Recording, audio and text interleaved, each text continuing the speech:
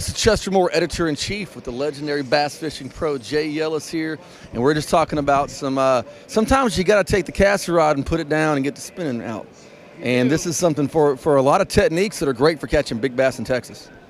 Yeah, you know, Texans have always been kind of a little adverse to spinning reels. They like that big heavy rod and bait casting reel, but you can catch a lot of bass and some big ones, great big bass on spinning reels. So this Lews spinning reel, this SSG, this red one, that's brand new for 2017, and actually we had it in the lineup, a similar model last year. It's what I used on tour, and it works great. This is a mid-level reel.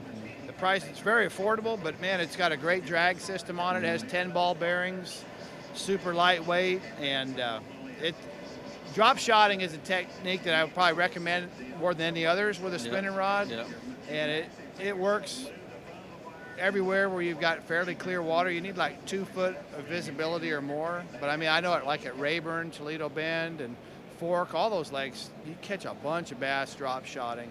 Usually we go with like little 6-inch worms or Senkos on a drop shot, and there's 2 ways to do it with a spinning reel. You can either tie a fluorocarbon leader onto a braid backing, so fill your spool with braid, like a 15, 20-pound braid, and then tie like an 8-foot fluorocarbon leader, and you can. A lot of times we'll use a swivel in between the fluorocarbon and the braid, just because it helps reduce line twist. Yes, sir. Or you can just tie them direct. But if you're fishing deep water, it twists a lot as it goes down. So if you're down there fishing that 20 to 30 foot zone, you probably swivel is going to help you. Yep. And then you just use anywhere from a 1/4 ounce to 1/2 ounce lead or tungsten weight, and then like a 4 or 5 inch Senko is. I mean, you can't beat that.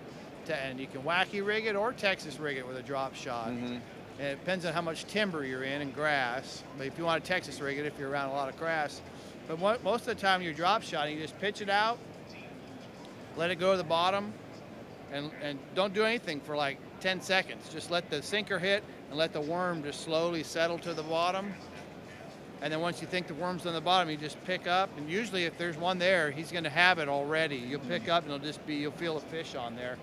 But if one doesn't have it, you can just leave your drop shot in place and just shake the rod tip, and the worm kind of quivers, and you can pause and the worm will settle back to the bottom. And it's just a great slow presentation when the fish are not, fired up eating crankbaits or whatever. So, it works well around the spawn when the fish are around beds, but also all summer long and through the fall and winter, drop shotting and either shallow or deep. I mean, it just catches them. Good stuff. It's good. It's a great technique. I appreciate it.